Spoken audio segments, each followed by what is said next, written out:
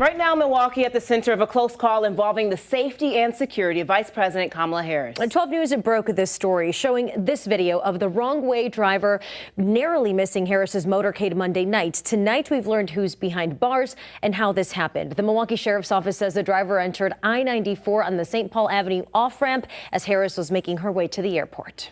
And 12 News' Nick Boer joins us live tonight. Nick, you spoke to an expert who said that ramp behind you should have been closed. Right, even an exit ramp can provide easy access, of course, right here, as the accused drunk driver showed Monday night, turning onto the freeway on this unguarded exit ramp despite the numerous wrong way signs.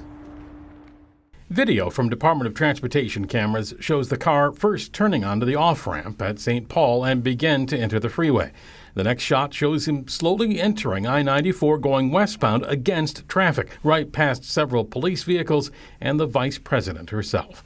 The final sheriff's deputies in the motorcade block him off and arrest 55-year-old Wayne Wacker of Milwaukee. According to the arrest report, quote, inside of the vehicle was an open Miller Lite beer can in the center console, and Wacker failed several field sobriety tests. According to the report, when a deputy told Wacker, quote, he almost struck a vehicle in the vice president's motorcade, he was extremely surprised and stated that he did not have any intention of harming Vice President Kamala Harris or anybody related to her campaign.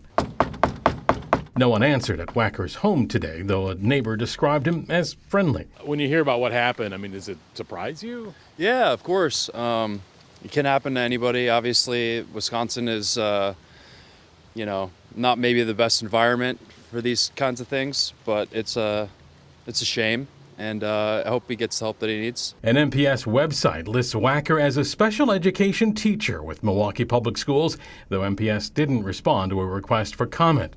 At a Get Out the Vote event today, County Executive David Crowley said he'd been briefed on the close call. Thank God that nothing happened, right? And I'm glad that our Milwaukee County Sheriff's Office was able to stop that car and arrest that individual. And Nick, what is the Secret Service saying today about this close call?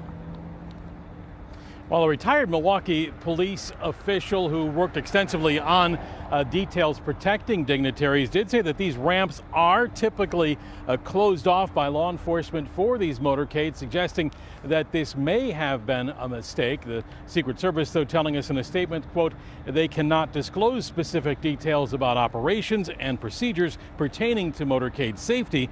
The incident in Milwaukee, they said, did not compromise the integrity of our protective movements. All right, Nick Boer reporting live in Milwaukee. Thank you. And the arrest report indicates the sheriff's office is also seeking a felony recklessly endangering safety charge. No decision has yet been made on that.